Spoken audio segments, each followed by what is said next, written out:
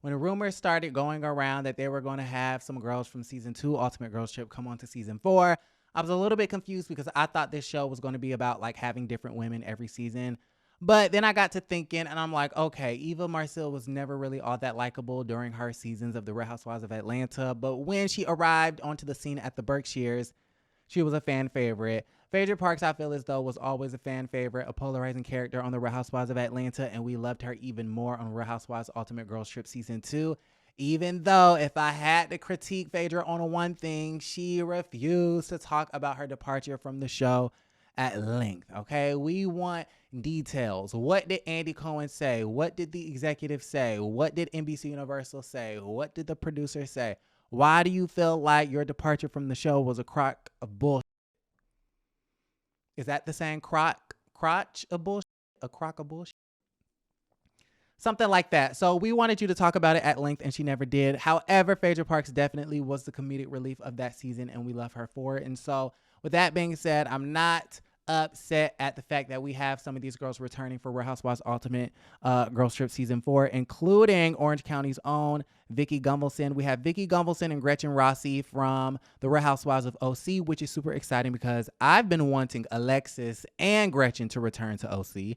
Brandi Glanville is returning from Real Housewives Season 2. And then, of course, the OG of Beverly Hills, Camille Grammer, Phaedra Parks, Eva Marcille. We have Alex McCord, an original OG, I believe, from New York City. And then Caroline Manzo, an original from Jersey. So we have a lot of OGs, I feel like. Vicki is an OG. Was Gretchen an OG? I don't remember.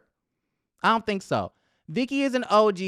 Camille is an OG. Alex, I believe, is an OG. And I know Caroline Manzo is an OG, which I find to be really interesting. I know there were some rumors about Caroline Manzo and how she might, return to New Jersey Housewives, which I didn't really see. I just kind of feel like she's kind of over it, even though she was at BravoCon, which I felt was a bit weird. Like, how is it that, Caroline Manzo was at BravoCon, but yet Portia Williams, and yes, I'm bringing up Portia Williams. Some of you guys be saying that I can't do a video without mentioning Portia or Kenya, and you're damn skippy. You're damn right. So I say that to say, yeah, I didn't really understand why she was at BravoCon because I just kind of felt like she hasn't been on Bravo in years. Like, it's been 10 years.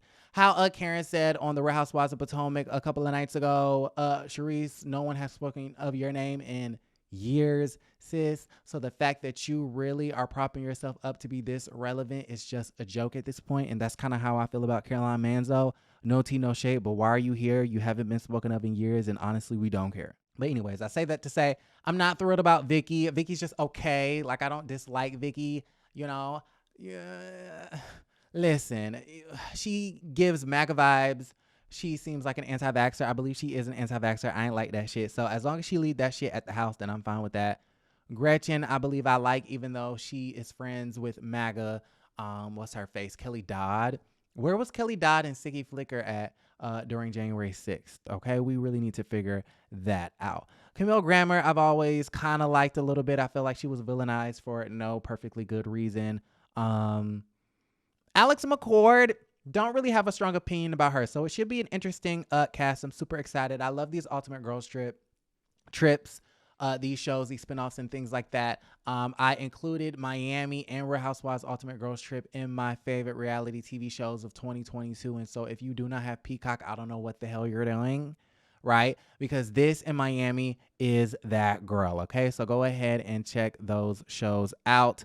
Moving right along, speaking of shows, what did I want to talk about?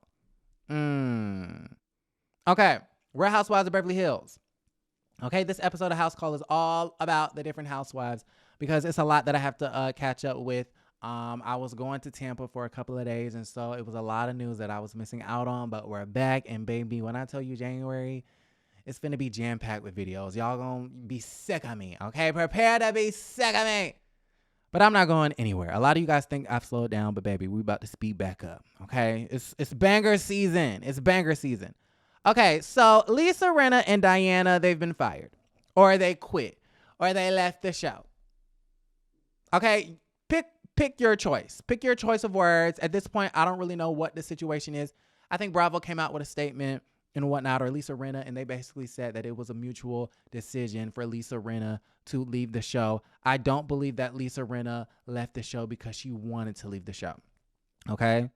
Bringing things back to Portia. I know y'all hate when I do that. Portia is a great example of leaving the show on your own terms. She didn't want to do that shit. Okay, she didn't want to do that shit, even though I feel like there may have been a contract negotiation, maybe, for this upcoming season 15. However, she didn't want to do the shit. Okay, she left on her own. Her own. She left on her own. The same with Nene when she left way back when. The same when who else? I mean, Bethany. There have been a handful of housewives, not that many, okay? That may have been it, because usually a lot of them are fired, and they really don't be mutual decisions. They be Bravo don't either want to give you the money, or they want to demote you, or all of the above. And so usually they end up quitting the show because they don't want to take that hit to the ego for being demoted from a Real Housewife with a peach or a champagne flute or a diamond or an apple, and then just become a friend of. We've known that to have happened. So people like Portia and recently Jackie, I believe, from New Jersey, they offered Nene 6 episodes. They offered Cynthia a friend of, and now she will be a friend of in season 15. So we've seen that happen multiple times. I believe Camille Grammer was a friend of at one point in time. She was demoted. I think Brandy was demoted at one point in time. I think Teddy was demoted and ended up quitting. So that's kind of Bravo's playbook. And so maybe, I'm not saying that they wanted to demote Lisa Rinna, but I'm thinking maybe like they didn't want to give her as much of a raise as she would have liked. There's automatically like a 8%, 15%. I don't know the number raise that they get every year. And so you're going to get a raise the more years that you're on the show. However, maybe she didn't get the raise that she was looking for, okay? Lisa Rinna says that I've been giving this show 8 years of my entire life. My blood, sweat, and tears. I've given you guys everything. I've been a ghost producer. I've been messy. I've been evil. I've been hated. And I've been borderline racist. Talking about go watch that black show, Dubai, instead of watching our white show, Beverly Hills. Anyways, okay, she ain't said that. She ain't said all that. But she did say, y'all might as well go watch Dubai if you don't like our show. And I feel like that was a racist dog whistle, in my opinion. It was just kind of like, if you don't like our white show, go watch the black show. That's how I interpreted it. And, it is what it is. And you can't change my mind about it. But no, there's this interesting article from the Daily Beast. They wrote Lisa Rinna's exit from the Real Housewives could be a disaster. And this was a really interesting excerpt. They said, Rinna leaving the Real Housewives of Beverly Hills feels like when Steve Carell left The Office. The show continued. That's actually not momentous enough. What if Barack Obama called it quits halfway through his term? What if halfway through church, God appeared and said, nah, I'm over it? What if you were listening to Renaissance and at a random point in a song, Beyonce just stopped singing? Now, do I believe you can compare Lisa Rinna to Barack Obama, quitting halfway through his term, Beyonce quitting on the Renaissance halfway through the album, and Steve Carell in The Office? Absolutely fucking not. No, I'm sorry. Okay, I'm not going to give Lisa Rinna that much. I'm not going to give Lipsa that much, okay? But I do agree with the fact that even though, okay, and y'all know I can be objective in situations like this. Even though Lipsa Rinna, to me, was the most unlikable person on that show, I felt like she was good for the show. She keeps the drama, okay? The downside to someone like a Lipsa, a Giselle, a Kenya, people who really try hard to do things and spark drama and try to get the ball rolling, as far as, the show is concerned, being ghost producers, a lot of the times it can come across as inauthentic. A lot of the times it can come across as you're reaching for something that's not there. And that is very prevalent when we look at Giselle Bryant and her trying to accuse Chris of making her feel uncomfortable. It's prevalent when you see Lipsa Rinna trying to come for, what's her face? Sutton Strack, when she says, I will effing cut you down. And it's like, sis, I don't know what TV set you just left, but I think you forgot that this is the Real Housewives of Beverly Hills and this is not Days of Our Lives. Like, I'm going to need you to bring it all the way down to the ground on this little TV show. Right? It becomes prevalent when people like Lips Arena are like trying so hard to expose like another housewife's sex life as if we care. Like, these are grown ass adults. They can do whatever they want with their excuse my language. The same way Kenya Moore hair care. It just feels like you really have nothing else to talk about if you are like gung ho about trying to expose somebody, you know, a single adult for doing single adult things. It's just kind of like silly. Like at that point, like if this was real life, now granted, does it make for interesting television? Yes. But I also feel like it shows that these ghost producers, these quote unquote force multipliers, as Carlos King likes to call them, they reach for storylines and sometimes it becomes a bit ridiculous. All right. So, yeah, that's the downside. The upside to that is you need people like Giselle. You need the Kenyas. You need the Lips Arenas. You need those evil, villainous characters to drive the storylines home. You need those villainous characters to create contention. You need or tension. You need these villainous characters to try to, you know, bring something edgy to the show. And honestly, I never felt like they were going to get rid of Lips Arena. I think it's an interesting decision that they decided to let her go. With that being said, I guess Kathy Hilton was right. Her contract was coming to a close and, you know, Lips Arena was grasping at straws and she was reaching and she decided that she wanted to insert herself into the Kathy and Kyle Richards Hilton drama. Along with that, Diana Jenkins has announced her exit from the show, and I kind of feel like that's a no-brainer. I don't know who thought Diana Jenkins was going to return. She was a terrible housewife.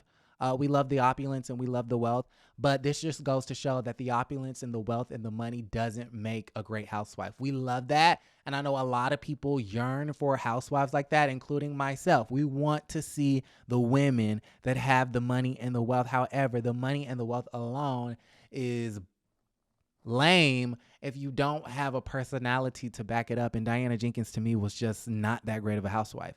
People magazine wrote Diana Jenkins exits the Real Housewives of Beverly Hills after one season. She says, "I am not able to devote myself fully to filming amid pregnancy."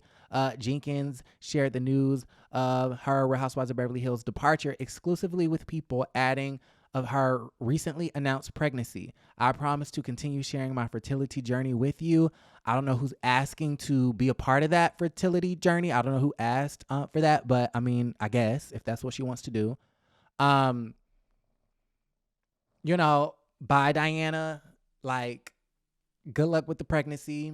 I hope you have a speedy recovery. I hope this child is, you know, going to complete your wildest dreams as a mother. Not going to miss you. Don't let the door hit you on your way out because you didn't bring nothing. And I'm happy that she's pregnant, but I would rather her keep us updated on the journey of figuring out who, you know, bought the, the bots. I was losing my train of thought. Keep us abreast on who purchased the bots, okay? Keep the fertility journey. You can keep those iPhone videos in your phone in the iCloud. Like, that's cute. That's dandy. Congratulations.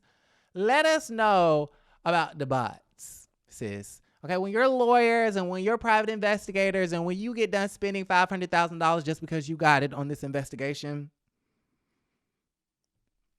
let us know the findings of these investigations. Don't leave us hanging on that, okay? You promised us that you was going to bring us answers, and so I'm really hoping that you still do that even though you're not a part of the show. But either way, from your lip brother, okay, because y'all know Diana Jenkins really is the real lipsa with the lip licking. And listen, I've never clowned her on that because I'm a lip licker too. Hey, when I start to get nervous or even when I'm talking a lot, it's like lick, lick, lick, lick, lick, lick, lick. Okay? So from your lip licking brother, Diana, bye. See you later. All right. So y'all let me know how y'all feel about the entire situation in the comments down below. Like the video, subscribe to the channel, and don't forget to create a great day.